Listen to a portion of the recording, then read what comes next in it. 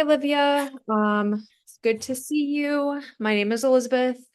I'm going to be your therapist here. And if you have any questions throughout this process, you just let me know, okay? Okay. Um, but we're gonna go ahead and we're gonna start with the informed consent. So this is just a little like summary, let's say, about our clinic here, and what we kind of provide and our policies.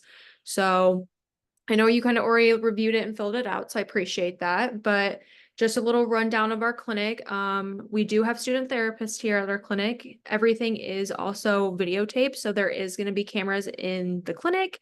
They're confidential. They're only used for teaching and learning purposes. They're not shared outside the clinic. So, and then once everybody graduates, we delete them. So I just want to make sure that you're aware of that. Let me go through cancelizations and fees. We do have a 24-hour notice policy for cancelizations, and there will be a fee added to that if you don't review that policy and like meet that expectation of like just letting your therapist know. And we can also talk about that as well. And we usually talk about what that fee could look like for some people, based on what they can afford.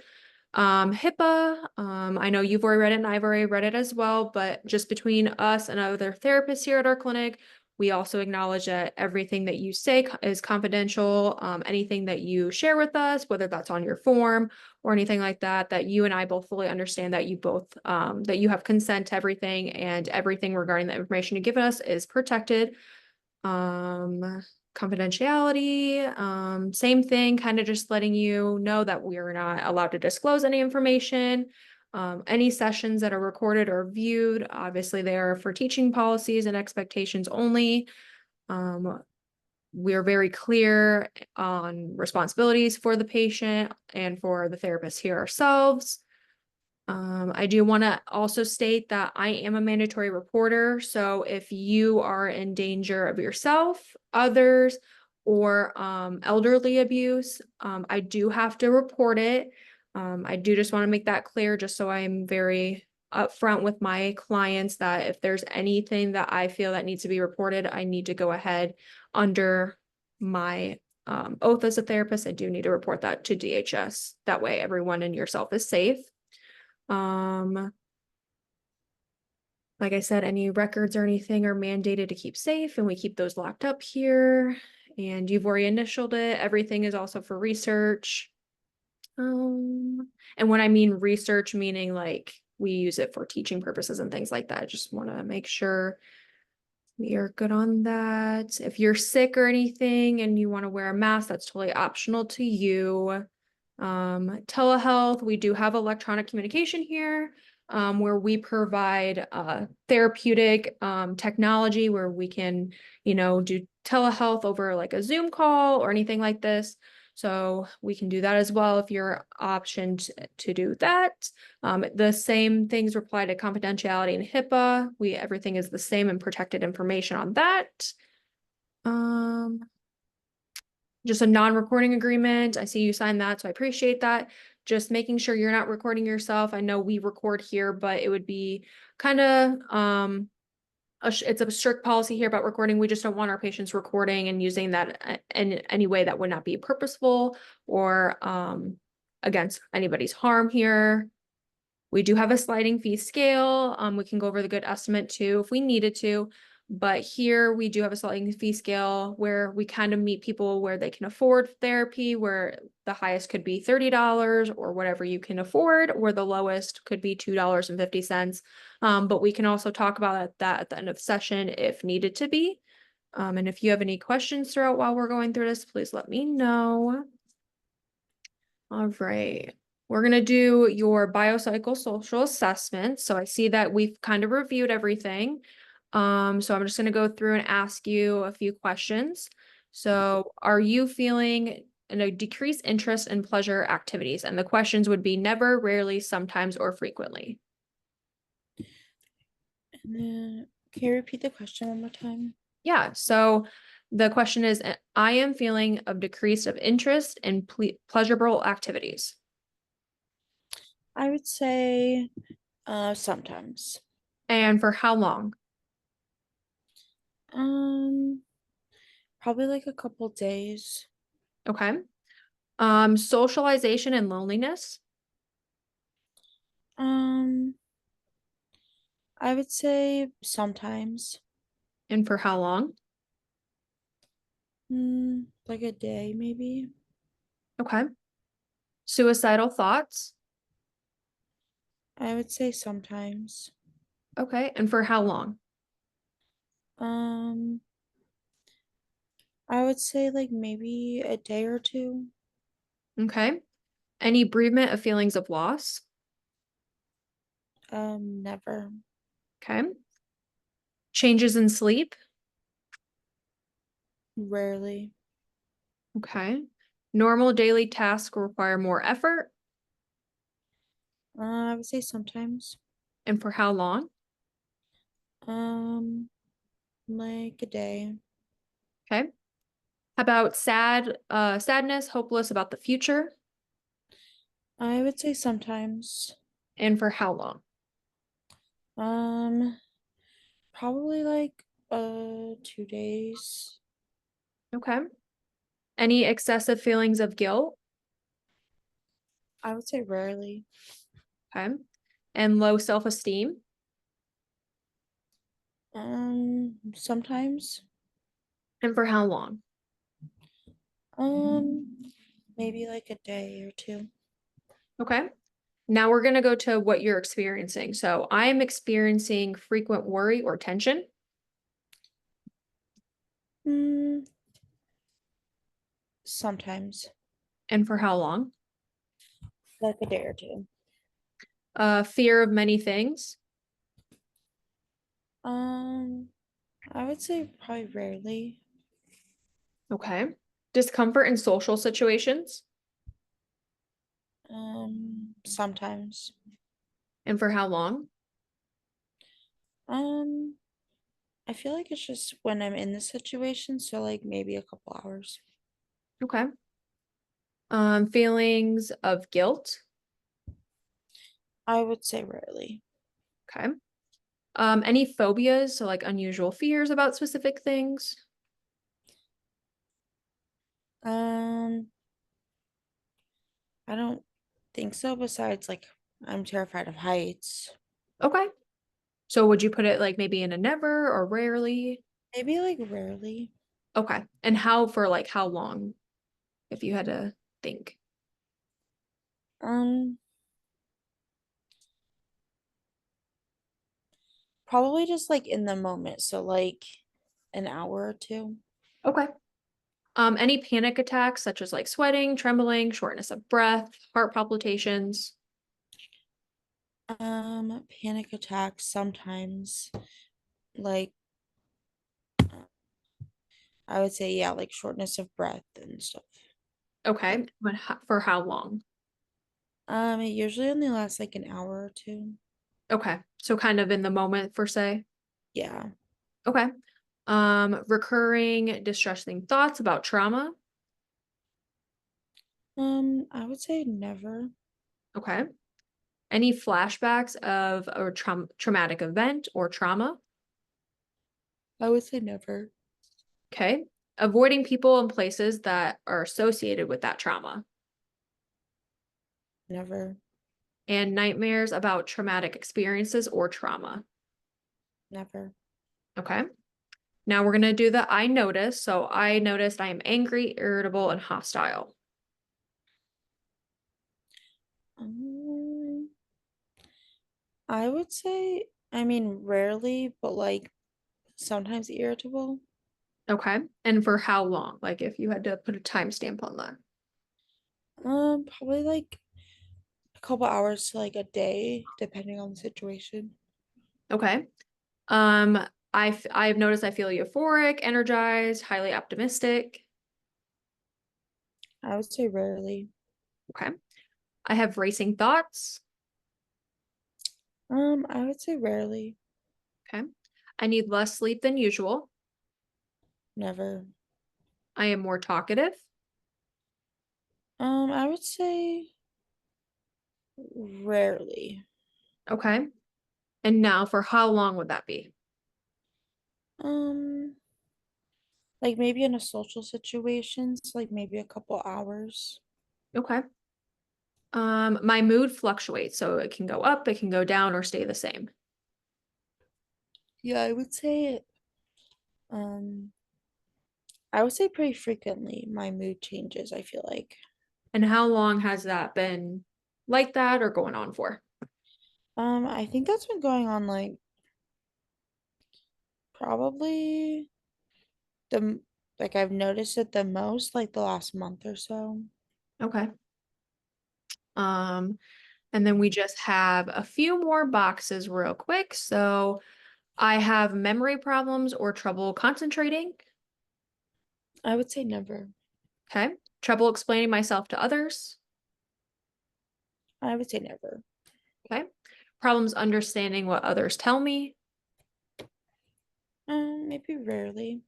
Okay. Intrusive thoughts or strange thoughts. I would say never. Any obsessive thoughts. I would say rarely. Okay. Been hearing voices been hearing voices when you're alone. No, never. Okay. Problems with speech. No, never. Okay, so now we're gonna do I have risk-taking behaviors, Never. compulsive or repetitive behaviors, I would say never. been acting out with concern for consequence, Never. physically self-harming myself. Um, I would say rarely. Okay. Now, how long would that like kind of entail or go on for? Um, well, when I was like younger, I would like um do things for like probably like a week or so, and then I would kind of get over it. Okay. How about being violent towards others? Never. Okay. I have problems getting or keeping a job. No, never. I have problems paying for basic expenses. I would say rarely. Okay. And how long has that been going on for? Probably like a couple months. Okay. I'm afraid of becoming homeless, No, never. and I have problems accessing healthcare. Never. Okay. Now, this one kind of involves food, so let me know if any feelings come up for you or anything. So, my eating involves restriction of food consumption. No, never. Okay. Any pinging or purging of myself, Never. binge eating. I would say never. Okay. A lot of weight loss Never. and a lot of weight gain. I would say rarely. Okay. And has that been going on for a certain amount of time or for how long? I think like most of my life I've just been a little bit heavier. Okay. And then I have concerns about my sexual function. No, never. Dis- okay. Discomfort in engaging in sexual activities Never. and questions about my sexual orientation. Never. Okay. And then it looks like for psychiatric history, you haven't gone to therapy or anything. You don't really have a intense outpatient like therapy treatment or anything like that. So I see that you just left that blank. And we're not currently on any medication right now. Is that correct? No. Okay, perfect. Just want to confirm that because I know sometimes that can be confusing on what medications we're asking and what that box entails. So, okay. Relationship and family history. So it looks like you're currently single at the moment. Hmm. You don't have any, well, you have had current or in the past intimate relationships, but not currently in a relationship. Hmm. And relationship satisfaction, you are satisfied with relationships when in one, but not currently in the process of searching for one. You've listed a few family members, so you have your mom, your stepdad, your grandma. It's kind of sound for what we put down. And then you Hmm. put relationship, gender, okay. Um, Medical history, there's not really intense medical history, no allergens. Okay, substance and alcohol use. So you stated that you're currently not using, but your family has had history of alcohol use in the past. Yeah. Okay. So and it looks like you checked your father, is that correct? Yeah. Okay, so we have father, you didn't check your mother or anybody. Um, so it looks like just your, and is that your biological father? Yeah. Okay, just wanted to confirm you put other, so I just wanted to make sure that was bio father. Okay, so that's biological father. Um, and you don't have clinical treatment, so you didn't put anything for that. Now I'm just going to ask you real quick about your personal substance abuse and alcohol history. So I use the following: alcohol. What am I? Do I just say yes or no? Yeah. Um, what was the question again? So I use the following: alcohol. Yes. Okay. And for how long? Only on like special occasions, like when I go out with like friends or my family. Okay. So that would be like sometimes. Yeah. Okay. Nicotine. Never. Okay. Marijuana, Never. cocaine, Never. opioids, Never. sedatives, Never. hallucinations, Never. stimulants, Never. and methylphenidate. Never. Okay. So just really alcohol. Um, and you kind of put nothing for like the when you have the use of substance or alcohol, you don't really get a hangover, you don't black out, you don't have a seizure. Okay. And we really don't have any like withdrawal symptoms, medical conditions, job loss. You did put for like for suicide attempts, you checked it and you put other. I'm assuming for attempt, you mean like self-harm that you've talked about and things like that. Okay. Yeah. And then just suicide impulse and thoughts, you put that as well. Okay. Social economic status, you have a house, okay, employed, legal history, you don't have any. Okay, that all looks good. We don't need to do the child. Um, and there was just a few more things I wanted to go over. So your demographics, your name is Olivia, you're female, your pronouns are she, her, hers. Mhm. Um, there's no religion affiliation. You're Caucasian or white. Your highest level of education is well, you put obtaining a master's degree, so college degree, but or obtaining. Household income. There's only you, single. Okay, release of information. Okay, I see that that release of information is just going to your mom right now of who you filled it out for. Mhm. Okay. And that's just for you put treatment goals and assessment and diagnosis. Okay. Mhm. And then you're a guardian, so you didn't need to fill out that. Um, and then the good faith estimate, like I said, I'll just kind of iterate that real quick. We do have a sliding fee scale here. So if anytime you feel that there is something with our sessions to where you're having a financial struggle right now to where you aren't able to afford therapy, we can talk about where you might fall possibly on that range of how much you can pay and things like that.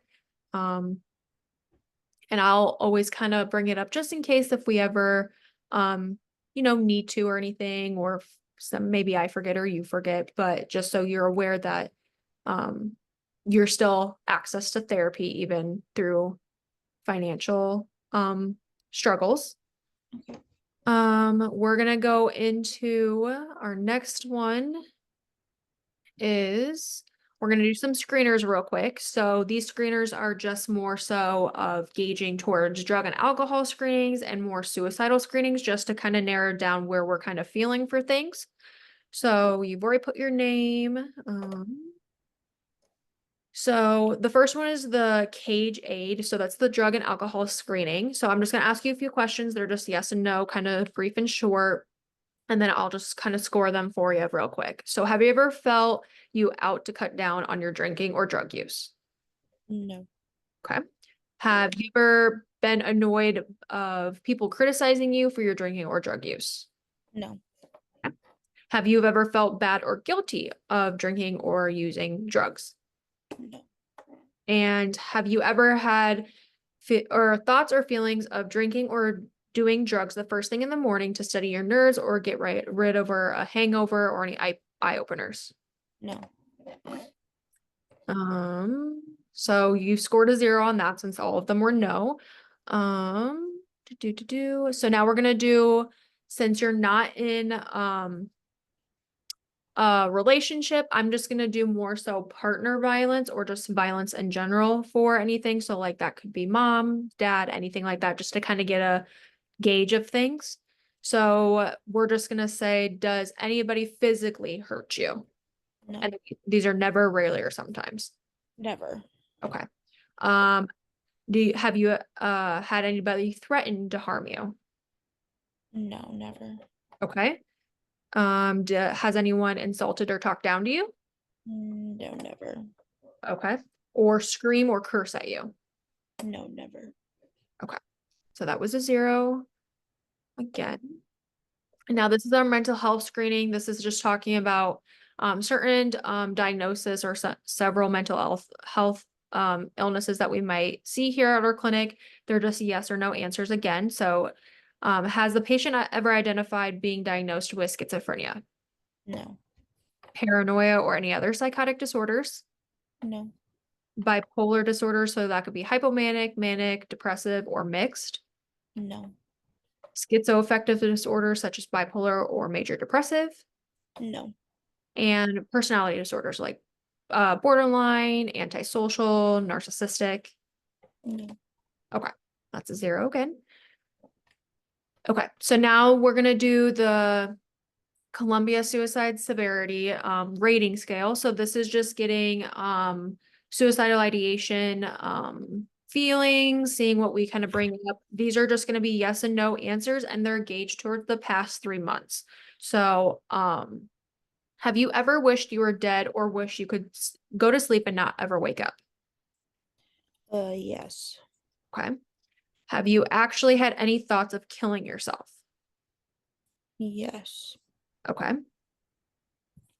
So now, since you answered those, honestly to yes, we're going to move into questions 3, 4, and 5, and 6.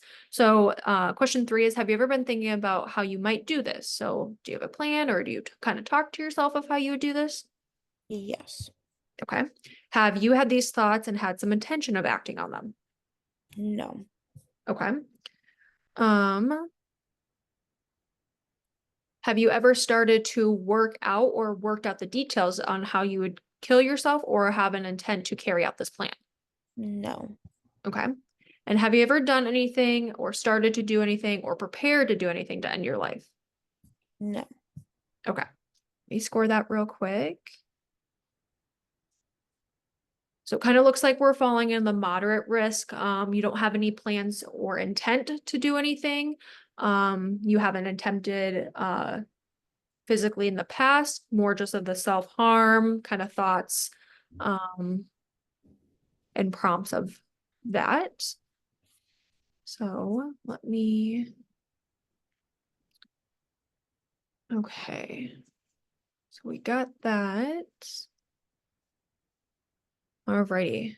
So now I'm just gonna do a brief kind of gauging assessment. I know we kind of went over a lot today in the session, but I really just want to hone in on the suicide attempt or non attempts, but that ideation and those thoughts and feelings of it, that I want to make sure you know that not only our clinic in general, but myself, that we are a safe place at any time. Like I said, if you feel that you are in harm of yourself, anybody else, or elderly, I do have to report it, just of the safety of everyone else around us and making sure we get the best care for you and anybody else. like that. Since you are a moderate risk, but you're not so high to where we need to go into an in-depth safety plan, I just want to make sure that we have one kind of on the back burner. That way, if we ever get to that high risk or anything, we kind of can fall back on what we've created and kind of assess. So I'm going to go into now. It's called our Stanley Brown safety plan here at our clinic. This kind of entails like your in-depth patient safety plan of what you're kind of wanting to have it look like. Things such as how you're wanting it to be used, and things like that. So we will go ahead and kind of just briefly go into it. So the step one is warning signs such as thoughts, images, mood, situation, behavior that a crisis be developing. So, what would kind of be like three warning signs? So, if you had to kind of get a gist of things. I think one would be like when my mood changes drastically. Okay. Um, Maybe another one's when I'm feeling like lonely. Okay. And I think those are the only two I have. Okay. And like I said, this safety plan, we're not obviously going to be actively using it since you're at that moderate risk, but I just like to be prepared as a therapist to make sure that even though we are at that moderate level and moderate risk of suicide, if anything does happen, I want to make sure we are prepared. And that way we kind of just have a clear consensus development of what we need to do moving forward. And that way our relationship within the sessions moving forward are just kind of straightforward. So like I said, we can always build on this if we need to, and you can always bring it up. And then maybe I will throughout other sessions kind of just lightly bring it up and be like, hey, did you want to kind of look at your safety plan and kind of reiterate it? And maybe add on or depending on how we're feeling. Okay. Okay. So step two is the internal coping strategy. So like things you can do to take it off your mind. So like problems that help, or a person maybe. Is there like relaxation techniques that you have, or physical activity? If you want to name like three. I think like hanging out with my friends, Okay. um, FaceTiming my mom, Okay. and I guess just like hanging out with my cats. Okay. Perfect. So now, moving into step three, it's more of that people and social settings that provide distraction. So if you want to name three and, so let's go. It's kind of confusing. So the first one is the name and the phone number of the person. So if you can think of one person and their phone number just to kind of, have it jot down on your safety plan. I would say my mom, Okay. And what is her first and last name? Michaela Eeks, Okay. And then her phone number. 319-389-8161. Perfect. And then is there another person that you could put down if you needed? And I'd probably say my best friend, Alexis Smith. Okay. And her phone number is 319-491-7741. Okay, perfect. And then now the next two ones, number three and four, are two places. So is there any places that you can think of that would provide distraction if, let's say, those people aren't attending to your phone calls, text message, or anything like that, where you can just kind of go away to that space? Um, Maybe like my work Okay. or like a coffee shop. Okay. And so now we're just gonna do people whom I can ask for help. Um, so I am just gonna probably ask, would those two people that you put, so your mom and your friend, would you move those down to the same slot as well? Yeah. Okay. And is there any other like third person that you would put down for anybody you could else ask for help? Probably my stepdad. Okay. And what is his name and phone number so we can add that to the list? Travis Eeks. Okay. And his phone number is 319-936-0298. Okay. Perfect. And then step 5 is just professional or agencies I can contact during a crisis. So I kind of just want to make this kind of clear and kind of create this room for space if you have any questions. I, for myself and the clinic, we are not a crisis center. So even though I am designated as your therapist and I'm here to help you, you can always reach out to me if needed, but I may not be the 24-hour access that you may need. So in that case, I am just asking for other clinicians or other providers or any other agencies or professionals that you may think of if I was not able to be in contact of you right away, since we aren't a 24-hour access center as the clinic as a whole, and I am also not a crisis counselor or anything like that where I have that 24-hour accessibility. So is there any like clinicians that you can think of or anything like that? Like if you have a primary care provider or anything that you could reach out to or anything? Probably my like doctor, Okay. and probably like the Abbey Center. Okay. So I'll put that. So we have your primary care provider down on their phone number, and then you just said that their emergency contact. I'm assuming it's just the general hospital because it looks like that you put Mercy Hospital's Mhm. phone call, and then you put the extension for that care provider. And then you put Abbey Center and you put the address and phone number. Okay. And then you have your suicide prevention hotline service. So like I said, since I am not a 24-hour access crisis counselor and won't be able, like, not saying that I won't ever be able to contact you or anything, but just so I'm not the first person you're contacting, just because we are the crisis center, same with our clinic, just wanting to make sure that there's other people that you can contact if I'm not available. So we do have those on the line, as well as the Abbey Center. Um, and then just stating that suicide prevention hotline service, you can reach them by phone, which is the 1-800-273 talk, or you can always text that 8255 number. Um, and if you have any questions about that, we can always talk about that as well. And then just the last question is step 6 is making the environment safe. So is there two things that you can think of that make the environment safe or any environment safe around you? Um, Maybe like turning on my favorite show. Okay. Um,